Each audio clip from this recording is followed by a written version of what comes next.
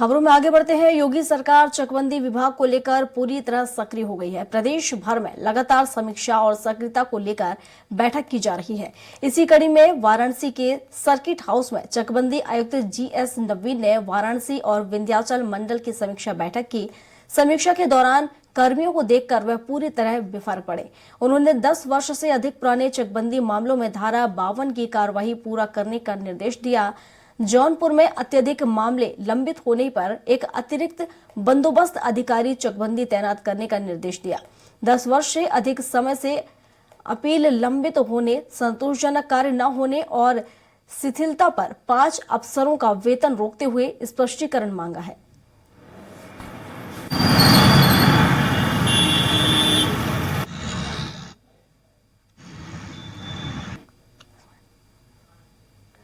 और इस पर विस्तार से जानकारी के साथ घनश्याम हमारे साथ जुड़ चुके हैं, तो घनश्याम का रुख कर लेते हैं। घनश्याम, चकबंदी अफसरों को लेकर यहाँ पर सक्रिय नजर आ रही है सरकार और नोटिस भी उन्हें दिया गया है, जवाब भी उनसे मांगा गया है, क्या कुछ अपडेट? 5 लोगों से स्पष्टीकरण मांगा गया है और सिर्फ 5 लोगों से स्पष्टीकरण ही नहीं, उनका वेतन भी रोकने का आदेश चकबंदी आयुक्त नवीन जी ने किया है। और नवीन GS ने साफ तौर पे कहा है कि किसी भी तरीके की कोर कुताही नहीं छोड़ी जाएगी और अब जो है कोई भी अगर संलिप्तता पाया जाता है, किसी की भी अगर जो है दिक्कत कहीं पर भी आती है तो उस पर कार्रवाई की जाएगी। और इसी तरह से जो है बनारस के सर्किट हाउस में नवीन GS ने बैठक की और उसमें जो विंध्याचल मंडल है और वाराणसी मंडल है, दोनों मंडलों में जो है वहां के जो है ग्राम स्तर पे बैठक की गई। ग्राम स्तर पे जो शिकायतें थी उसको देखा गया, वहां की जो समस्याएं थी उसको देखा गया और देखा गया कि 10 वर्ष से ज्यादा जो चकबंदी के मामले पेंडिंग थे, उस मामले में शिथिलता के चलते 5 लोगों पे कार्रवाई की गई है। उनसे स्पष्टीकरण मांगा गया है। उनसे कार्रवाई के साथ साथ पांचों लोगों का वेतन रोकने का भी आदेश दिया गया है। और जिन पे कार्रवाई की गई है उनमें बंदोबस्त मिर्जापुर के बंदोबस्त चकबंदी अधिकारी हैं धनराज यादव, उन पे कार्रवाई की गई है। नरेंद्र सिंह हैं, उन पे कार्रवाई की गई है। चकबंदी अधिकारी हैं गजाधर सिंह, उन पे भी कार्रवाई की गई है। बंदोबस्त चकबंदी अधिकारी विनोद कुमार वर्मा हैं, उन पे कार्रवाई की गई है। जौनपुर के उप संचालक चकबंदी सोमनाथ मिश्रा, चकबंदी अधिकारी फरहत अहमद खां पे भी कार्रवाई की गई है। विजय शंकर सिंह, सत्यप्रकाश चौबे, संजीव कुमार और श्याम धनी पाल, रामजी शुक्ल और वाराणसी के चकबंदी अधिकारी मनोज कुमार सिंह का वेतन रोकते हुए स्पष्टीकरण मांगा गया है।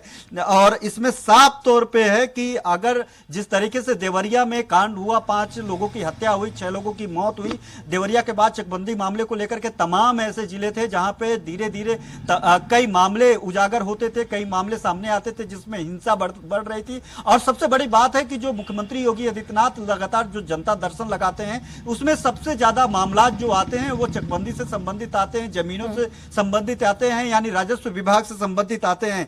ऐसे में मुख्यमंत्री योगी आदित्यनाथ इस हमले के बाद जो देवरिया में हमला हुआ, एक परिवार को 5 लोगों की मौत की घाट उतार दिया गया, उसके बाद उन्होंने चकबंदी अधिकारियों के साथ बैठक किया था। समीक्षा बैठक करने के बाद साफ तौर पर आदेश दिया गया था कि जितने भी पुराने मामला है जिनको पेंडिंग रखा गया है और किन्हीं कारणवश उनको नहीं सुनवाई हो रही है या फिर उसे जो है ठंडे बस्ते में डाल दिया गया है, ऐसे मामलों में कार्रवाई करते हुए तत्काल सुनवाई की जाए, तत्काल वहां पे मौके पे जाया जाए, किसी तरीके की अनहोनी फिर से ना हो जिस तरीके से देवरिया और तमाम ऐसे जिलों में हुआ है। उसको लेकर के पहले ही मामले को, पेंडिंग मामले पे सुनवाई करके मामले को निस्तारित किया जाए। अब उसी कड़ी में लगातार नवीन GS लगातार जो है समीक्षा बैठकें कर रहे हैं, मंडलवार बैठक कर रहे हैं, जिलेवार बैठक कर रहे हैं। और जब मंडलवार जिलेवार की बैठक करते हैं उसमें ग्राम स्तर के मामलों को पे सुनवाई करते हैं, समीक्षा बैठक करते हैं, यानी जो अंतिम व्यक्ति है उस अंतिम व्यक्ति को लेकर के वो सुनवाई करते हैं और